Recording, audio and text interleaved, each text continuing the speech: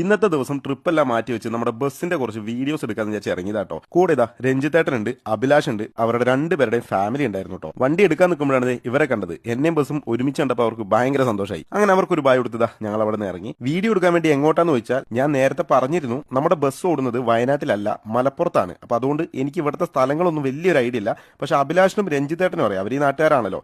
അങ്ങനെ ദാ അഭിലാഷ് കാർ എടുത്തു, രഞ്ജിത്തേട്ടൻ ബസ് എടുത്തു. അങ്ങനെ ഞങ്ങൾ ഇതെങ്ങനെ പോയിക്കൊണ്ടിരിക്കുകയാണ്. എന്തായാലും ഒരു അടിപൊളി സ്ഥലം എന്നാ പറഞ്ഞത്. അവിടെ എത്തിയിട്ട് എന്തായാലും കാണിച്ചു തരാട്ടോ. പോകുന്ന വഴിക്ക് വീണ്ടും ഇതാ നമ്മളെ ഇഷ്ടപ്പെടുന്ന, നമ്മുടെ വണ്ടി ഇഷ്ടപ്പെടുന്ന ഒരുപാട് കുട്ടികളെ കാണാൻ പറ്റിട്ടോ. സത്യം പറഞ്ഞാൽ എന്നെ കണ്ടപ്പോഴല്ല, നമ്മുടെ ബസ് കണ്ടപ്പോഴാണ് അവർക്ക് ഏറ്റവും കൂടുതൽ സന്തോഷമായത്. ഇതൊക്കെ കാണുന്നതാണ് എന്റെ ഏറ്റവും വലിയ സന്തോഷം. ആദ്യം ഞാൻ വിചാരിച്ചത് എനിക്കൊരു ഒറ്റ ബസ് മതിയെന്നാ. പക്ഷെ ഞാൻ ഇപ്പൊ പറയാണ്, മിനിമം ഒരു 5 ബസ്സെങ്കിലും ഞാൻ ഇറക്കും. അതാണ് എന്റെ ഇപ്പത്തെ ഏറ്റവും വലിയൊരു ആഗ്രഹം എന്ന് പറയുന്നത്. കാരണം ഇപ്പൊ എന്നെ ആരെവിടെ വെച്ച് കണ്ടാലും ആദ്യം ചോദിക്കുന്നത് പുതിയ വണ്ടി എപ്പോഴാണ്. എന്തായാലും പറയാലോ, പുതിയ വണ്ടി വരും. അതും ഒരു 1.5 വരവായിരിക്കും. അതിനുവേണ്ടി എല്ലാവരും വെയിറ്റ് ചെയ്തിരിക്കുക. അങ്ങനെ അവർ പറഞ്ഞ ഒരു സ്ഥലത്തേക്ക് നമ്മൾ എത്താനായി. നമ്മൾ ഇന്ന് മെയിൻ ആയിട്ട് പോകുന്നത് ഈ ഒരു ഡ്രോൺ ഉപയോഗിച്ച് കുറച്ച് വീഡിയോസ് എടുക്കാനാട്ടോ. ഞാൻ ഡ്രോൺ വാങ്ങിയത് തന്നെ ബസ്സിന്റെ കുറച്ച് വീഡിയോസ് എടുക്കാൻ വേണ്ടിയിട്ടാണ്. അങ്ങനെ അവർ പറഞ്ഞ ഒരു സ്ഥലത്തെത്തി. സത്യം പറഞ്ഞാൽ എനിക്ക് ഭയങ്കരമായിട്ട് ഇഷ്ടപ്പെട്ടു കേട്ടോ. നമ്മൾ അവിടെ നിന്ന് ഒരുപാട് വീഡിയോസ് എടുത്തു. നോമ്പായതുകൊണ്ടാ, അല്ലെങ്കിൽ ഈ കാണുന്ന പാലത്തിന്റെ മുകളിൽ നല്ല തിരക്കായിരിക്കുന്ന പറയുന്നത്. അങ്ങനെ വീഡിയോസും കാര്യങ്ങളെല്ലാം എടുത്ത് ഞങ്ങൾ എല്ലാവരും നേരെ താഴേക്ക് ഇറങ്ങി. ഇവിടെ നല്ല രസമാണ് കേട്ടോ. സത്യം പറയാലോ, ഗോവയിലൊക്കെ പോയ എങ്ങനെ അതേപോലെ എനിക്ക് തോന്നിയത്. മാത്രമല്ല, നിങ്ങളിത് നോക്കിയേ, എന്തൊരു ഭംഗിയെ കാണാൻ.